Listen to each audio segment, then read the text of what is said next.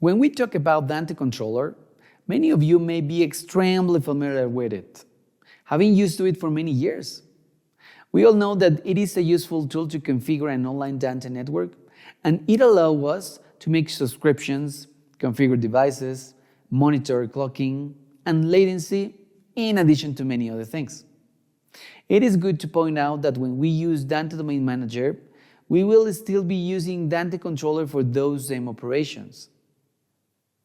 The main difference is that users will need to log into the DDM server in Dante Controller with their username and password.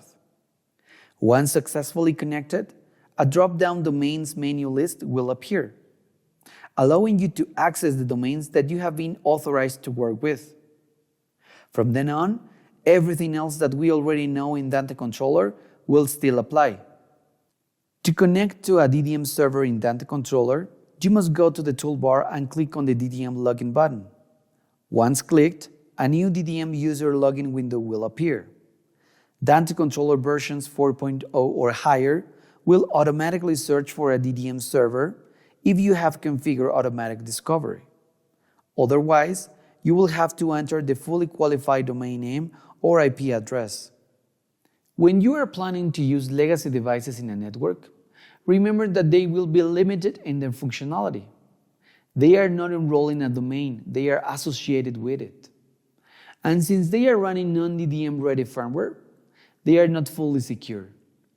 Dante Controller hides these legacy devices in the unmanaged domain by default. There is a hidden devices icon that will appear in the lower left-hand corner of Dante Controller, a spy hat with sunglasses. This is a reminder that you have legacy devices being used. If you want to see these hidden devices, you can select the View menu and choose Show Hidden Devices. Once unhidden, their settings can be changed, which may disrupt the flow of audio in their associated domain.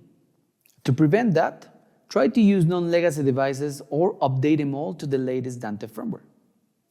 As we said in the level 1 and 2, Dante Controller is a real-time network software, and when you launch it, it will automatically scan the network and show you the devices that are online. If for some reason you don't see anything, maybe it's because you have devices enrolled in a domain. For security reasons, you will not be able to access them until you authenticate against the DDM server. So, click on the glove icon in Dante Controller's toolbar and then type the server name or IP address of your DDM server. For our case, we will use the server name. And after that, we fill in the username and password to log in. As we said before, Dante Controller will remember the server you logged into last. Once we've logged in, you will see the drop-down domain list on the top right. In my case, it shows I'm logged in as admin. And here, we have a selector where we can choose the domain that we want to work in. By default, it shows the unmanaged domain.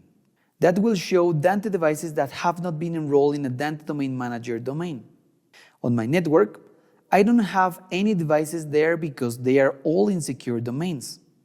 But if I select the meeting rooms, I'll see a few sources connected to my DSP in that area.